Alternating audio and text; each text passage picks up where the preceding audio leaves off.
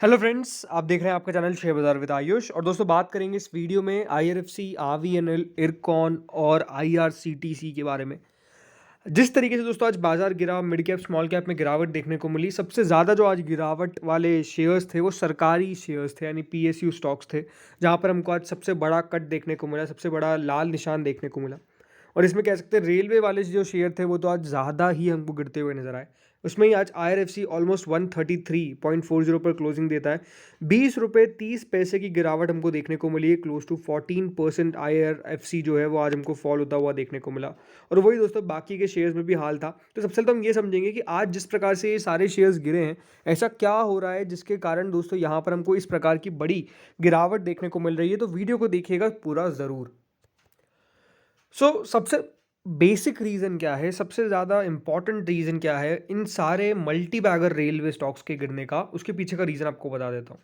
देखिए हुआ क्या है, अभी इन सब के अर्निंग्स आना चालू हुई है और जो अर्निंग्स निकल कर आ रही है वो डेफिनेटली बाजार की एक्सपेक्टेशन से बिलो है। अब एक बात हमेशा ध्यान रखिए, मल्टी बैगर स्टॉक होता कौन सा है। एक मल्टी बैगर शेयर की डेफिनेशन ये होती है स्पेसिफिकली कि वो कंपनी जो है वो आउट परफॉर्म कर रही है। क्या कर रही है? सब स्पेसिफिकली आउट परफॉर्म कर रही है, कभी भी अंडर परफॉर्म नहीं कर रही है। जब भी कोई कंपनी देखिए उम्मीद से ज़्यादा बेहतर करेगी, तभी तो देखिए वो शेयर में हमको तेज़ी देखने को मिलेगी।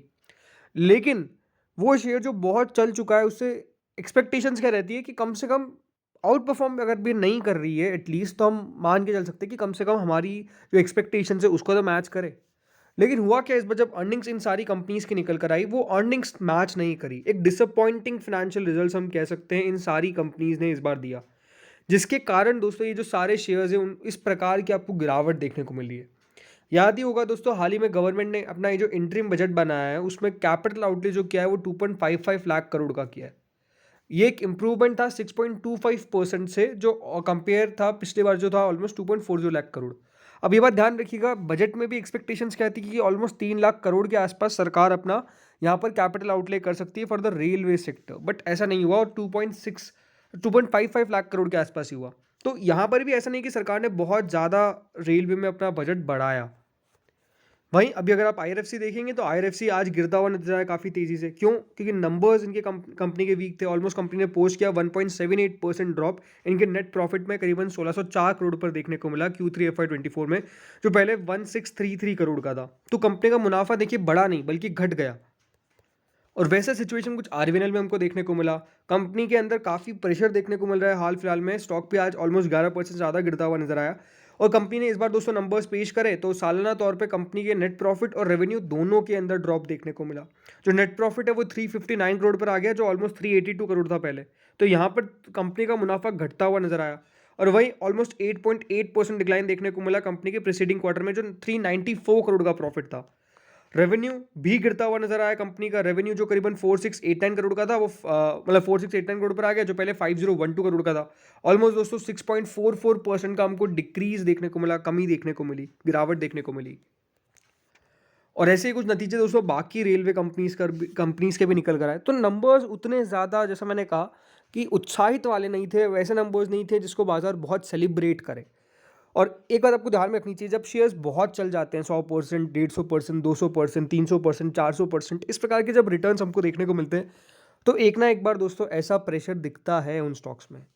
अब ये बहुत बार होता क्या है ना कि देखिए वीक जो बुल्स होते हैं, मतलब जो कमज़ोर हाथ होते हैं, जो कमज़ोर रिटेलर्स होते हैं, जिन्होंने बाइंग तो करी है लेकिन वो डर जाते हैं इस गिरावट में और अपना मुनाफा बुक करना चालू कर देते हैं। कभी कभार ऐसा फॉल भी आता है, राइट, ताकि उसमें जो भी मजबूत हाथ है वो बने रहे और जो कमज़ोर हाथ है वो निकल जाए। काफ़ी बार ऐसा भी हमको देखने को मिला है। ये बहुत सारी चीज़ें हैं जो दोस्तों मार्केट में इंपॉर्टेंस रखती है। लेकिन अगर हाँ हम एक व्यू सिंपल देखते हैं, एक सिंपल व्यू क्या है, यही है कि इन सब कंपनीज के दोस्तों फंडामेंटल्स जो है वो डेफिनेटली उतने स्ट्रांग देखने को नहीं मिले जितने दिखने चाहिए। और जब भी दोस्तों कंपनी के फंडामेंटल्स पर बात आएगी तो बाजार आज ना कल उस पर रिएक्शन तो देगा ही, बिकॉज मार्केट चलता किस पे? बाजार चलता है नंबर्स पे, बाजार चलता है अर्निंग्स पे, बाजार चलता है लॉन्ग टर्म में उस कंपनी के बढ़ने, मतलब कितनी बढ़ सकती है उस पोटेंशियल पे, राइट। अगर वहाँ पे कोई क्वेश्चन मार्क आ जाता है तो बाजार को पनिशमेंट देने में, यानी बाजार को गिरावट दिखाने में कोई ज़्यादा वक्त नहीं लगता है, बिकॉज बाजार के नेचर है ये कि ऊपर और नीचे इसी प्रकार से बाजार चलता है। अब इंडिविजुअली हर स्टॉक पे बात करते हैं तो आईआरएफसी, जैसे मैंने कहा, आज काफ़ी तेज़ी से हमको नीचे आता हुआ देखने को मिला। 13% दोस्तों शेयर आज गिरा है। पिछले 5 दिनों में स्टॉक में हमको 15% का फॉल देखने को मिला और 1 महीने में अभी भी 2.5% ऊपर है। लेकिन हम ये कह सकते हैं कि मेजरली स्टॉक ने अपनी सारा जो गेन है वो यहाँ पर गँवा दिया है पिछले 1 महीने का, या फिर कहूँ इस पूरे साल में अभी तक स्टॉक 32.87% स्टिल ऊपर दिखता है। तो तेज़ी तो अभी भी बहुत यहाँ पर आपको देखने को मिली है। लेकिन हाँ, ये जो गिरावट है ये बड़ी क्यों दिखती है? बिकॉज़ स्टॉक एकाएक जो हाई थे इसके 192.80 के, उससे 133.40 पे करंटली ट्रेड कर रहा है। और ऐसा आज लगा भी नहीं कि दोस्तों स्टॉक में कोई हमको यहाँ पर रिकवरी का आसार भी दिख रहा है। रिकवरी के आसार अभी भी दूर-दूर तक हैं। उसके पीछे का रीज़न क्या है? क्योंकि स्टॉक में आज इस प्रकार का प्रेशर क्रिएट हुआ है कि ₹130.20 का आज का लो था और ₹133.40 पे शेयर बंद हो रहा है। तो इसका मतलब ये है कि प्रेशर काफ़ी है। याद रखिएगा जो वैल्यूएशन है, जो पीई है, वो इसकी करीबन 28.70 की हो चुकी है। याद रखिएगा एक समय इसकी मार्केट कैप 2 लाख करोड़ के पार पहुँच गई थी और अब दोस्तों इसकी जो मार्केट कैप है वो 1.74 लाख करोड़ पर पहुँच गई है। तो मार्केट कैप में भी ऑब्वियस सी बात है आपको काफ़ी गिरावट देखने को मिली है। सिंपल सी बात है, देखिए आईआरएफसी के अंदर जो भी इन्वेस्टर है, जिन्होंने लो लेवल्स पे ले रखा है, एक बात आपको समझनी पड़ेगी कि आपका व्यू कौन-सा है। अगर लॉन्ग टर्म इन्वेस्टर का है तो कोई बहुत बड़ी प्रॉब्लम नहीं है। लेकिन हाँ, ये बात ज़रूर है कि आपको अर्निंग्स को टाइम टू टाइम देखना पड़ेगा। अगर अर्निंग्स मैच नहीं हो रही है, तो आपके लिए सबसे इम्पोर्टेंट ऑप्शन वही होता है, वो है एग्ज़िट का। बिकॉज़ अगर दोस्तों अर्निंग्स कंपनी अच्छी पेश नहीं करेगी, तो आप रख लीजिए लंबे समय तक, लेकिन स्टॉक चलेगा ही नहीं बिकॉज़ अर्निंग्स ही नहीं आ रही है। तो बहुत इंपॉर्टेंट है कि 1 क्वार्टर चलिए ऊपर-नीचे हो सकता है, नेक्स्ट क्वार्टर देखना ये इंपॉर्टेंट होगा कि कंपनी की अर्निंग्स किस प्रकार की आती है। सपोर्ट कौन सा आता है? तो देखिए सपोर्ट सिंपल सी बात है, यहाँ पर हम कह सकते हैं स्टॉक ने लंबा कंसोलिडेशन दिखाया था और उसके बाद दोस्तों स्टॉक में एकाएक तेज़ी देखने को मिली थी। तो यही है कि हाँ, ₹120 के नीचे एटलीस्ट नहीं जाना चाहिए। ₹125, ₹120, ये देखना कि क्या यहाँ से वापस से एक हमको रिकवरी देखने को मिलती है। बट हाँ, ये ज़रूरी है कि ये जो रिकवरी आएगी, क्या ये डेड कैट बाउंस है? ये इंपॉर्टेंट चीज़ है नोटिस करने वाली। बिकॉज अगर ये डेड कैट बाउंस हुआ तो फिर एक और फ्रेश राउंड ऑफ सेलिंग हमको देखने को मिल सकती है। नेक्स्ट स्टॉक दोस्तों जो आता है वो है आरवीएनएल। आज करीबन 11.28% फॉल किया। पिछले 5 दिनों में ये भी 17% टूट चुका है और 1 महीने में अभी 4% के रिटर्न दिखते हैं।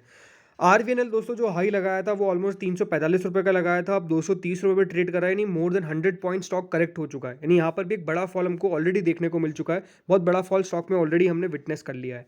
एक बार ध्यान रखिएगा, जो कंपनी की अर्निंग्स थी वो उतनी अच्छी देखने को नहीं मिली, साफ बात है, और इसलिए दोस्तों अब शेयर जो है वो 35 के प्राइस ट्रेंडिंग पे ट्रेड कर रहा है। कंपनी की मार्केट कैप अराउंड 47.92 करोड़ हो चुके हैं ना, 47,920 करोड़ के आसपास है। लेकिन स्पेसिफिकली इसकी भी देखिए अर्निंग्स उतनी कुछ खास निकल कर नहीं आई, और क्योंकि देखिए पूरा सेक्टर यहाँ पर अब नीचे आ रहा है और डेफिनेटली कंपनी की अर्निंग्स भी साथ नहीं दिया, तो गिरावट स्वाभाविक सी बात है बन रही है। ये देखना होगा कि यहाँ पे ₹200 के नीचे शेयर जाता है कि नहीं। अगर ₹200 के नीचे आएगा तो फिर और गिरावट बन सकती है, इस बात का भी दोस्तों आपको ध्यान रखना है। अगला स्टॉक दोस्तों इरकॉन आता है। इरकॉन में भी गिरावट देखने को मिली आज, 11% स्टॉक ये भी गिरा, और ये भी दोस्तों पिछले 5 दिन में 10% टूट चुका है और 1 महीने में ये 2.79% फॉल दिखा रहा है, और पूरे मतलब इस साल से शुरुआत से अभी 12% के रिटर्न यहाँ पर दिखते हैं। इस शेयर का हाई जो है वो है 280.85 का, तो ये भी क्लोज टू हमको ₹100 बहुत जल्द इसका भी करेक्शन देखने को मिल सकता है। बट क्यों कि आज दोस्तों यहाँ पर ₹200 के नीचे क्लोजिंग आई है, तो ये एक चिंताजनक बात है, बिकॉज स्टॉक ने ₹200 का एक इंपॉर्टेंट लेवल दोस्तों आज तोड़ दिया है, राइट। क्योंकि 200 का लेवल अपने आप में देखिए एक हर्डल सा रहता है, जो आज स्टॉक ने यहाँ पर सपोर्ट के तौर पे काम करना बट आ गई।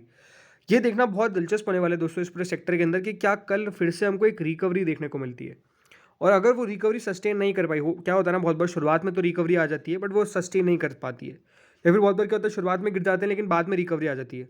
तो कल पूरे सेक्टर में क्या रिकवरी देखने को मिल सकती है, ये देखने वाली बात होने वाली है। बिकॉज यहाँ पर हो सकता है कि दोस्तों कोई फंड हाउसेस बेच रहे हो रेलवे स्टॉक्स, मतलब जो पीएसयू स्टॉक्स हैं वहाँ पर बिकवाली हो रही हो, कोई ऑपरेटर्स का खेल हो, ये बहुत सारी चीज़ें होती है। ये कंपनी ऐसा नहीं कि पूरी ख़राब हो गई, पूरी ख़त्म हो गई, नहीं। नंबर्स खराब आए तो उस पर रिएक्शन देखने को मिल गया, बाजार ने वैल्यूएशन एडजस्ट किए। हाँ, कौन से लेवल तक एडजस्ट करेगा ये बताना बहुत मुश्किल होता है, बट ये है कि हाँ, कीन रही है इन कंपनीज पे। And the last one is IRCTC. आज ये भी दोस्तों 4% टूटा है, और यहाँ पर भी हमने पिछले 5 दिनों में ऑलमोस्ट 5% का गिरावट, 1 महीने में 6-7% की गिरावट देखी है। यहाँ पर भी देखिए मूव तो अच्छा बना है, इसमें कोई दोहरा ही नहीं है। मतलब पिछले 1 साल में रिटर्न्स के मामले में 40% के रिटर्न्स दिए, बट आईआरसीटीसी स्पेसिफिकली हम कह सकते हैं कि आप बाकी कंपनी से कंपेयर नहीं कर सकते, बिकॉज एक ओवरऑल मोनोपोली है और अपने आप में देखिए मतलब बिजनेस लगातार बढ़िया कर रहा है, कोई ऐसा खास प्रॉब्लम नहीं है। ये कंपनी तब भी देखिए फंडामेंटली भी मुझे बड़ा दिखती है, मुझे इतना कुछ खास दिक्कत नहीं है इस कंपनी के अंदर, बिकॉज जब भी देखिए कोई बिजनेस रहता है जिसकी मोनोपोली होती है, तो ऑटोमेटिकली देखिए वो बिजनेस फेवरेट हो सकता है, मतलब वो स्टॉक आपके लिए अच्छा हो सकता है, फेवरेट तो नहीं कहूँगा बट हाँ, स्टॉक अच्छा हो सकता है, बिकॉज वहाँ पर आपको ऐसा कोई कंपटीशन का जब मुंह नहीं देखना है, तो नो डाउट देखिए कंपनी वहाँ पर अकेली है जो ग्रो करेगी।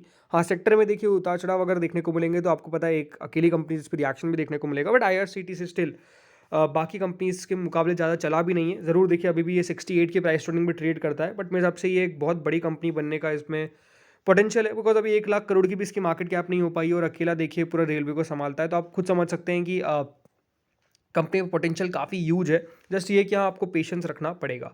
तो फ्रेंड्स इस वीडियो में इतना ही था। होपफुली आपको वीडियो बढ़िया लगा होगा। अगर लगा तो लाइक कर देना। आपको क्या लगता है कितना और रेलवे स्टॉक्स गिर सकते हैं, ये कमेंट सेक्शन में ज़रूर बताइएगा। इस वीडियो में इतना ही था। Thank you friends for watching this video.